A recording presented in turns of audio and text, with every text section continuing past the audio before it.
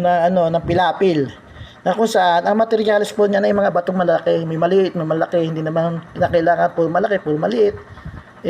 Yan po ay nasa pagkasalansan. At saka ang bawat cage, 3/4 niyan ay bato. Ang 1/3 ay lupa. Tapos may parang plant box para yung mga abono ay hindi matapon.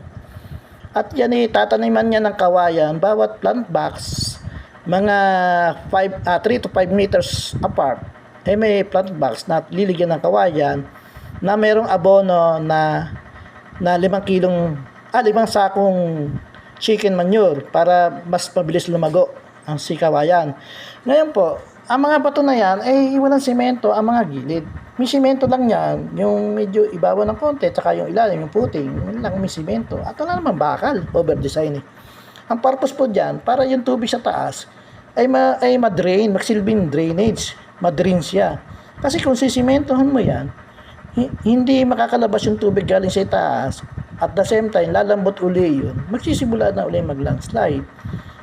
Habang lumalabas yung tubig na yan, nagiging nawawala yung pagkamalambot ng lupa. So, hindi na kailangan lagyan pa ng pilapil lahat yan. Ang ililigay lang dyan sa taas ay kawayan. Yung kawayan na yan, ay ang tanim niyan ay triangular method, 3 to 5 meters din.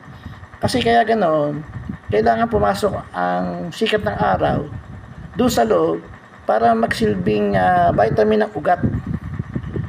At upang ma-dry niya yung ugat, yung pinakapuno niya. Tapos, hahanginan siya hanggang sa lumamig ang loob ng kawayan. Tapos, pagka po kung mataas na mataas yan, pwede naman gumamit ng mga overhead crane, o kaya pwede natin gamitin yung mga eksperto dyan, lalo na yung mga katutubo, sanay naman dyan. At pagka yan po ay labaguna, katulad po niyan, ganyan po, ang nabibisyon ko, malugong-malugo na yung kawayan, yan po ay permanente na. Wala na tayong kailangan pang i-maintenance dyan. Kasi po yung mga kawayan na yan po yung hahawak dyan sa ginawa nating protection.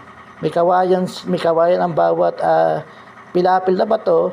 Tapos doon sa bandang itaas, may kawayan din. Para po yung tubig ulan, hindi direktang tumama doon sa open na bahagi ng lupa. Pag tumama po kasi, nakukutkot niya At ang lahat na nakutkot niyang putik, dadalhin sa ibaba, din yan, ang punta niyan, dam. Kung may dam doon ang punta.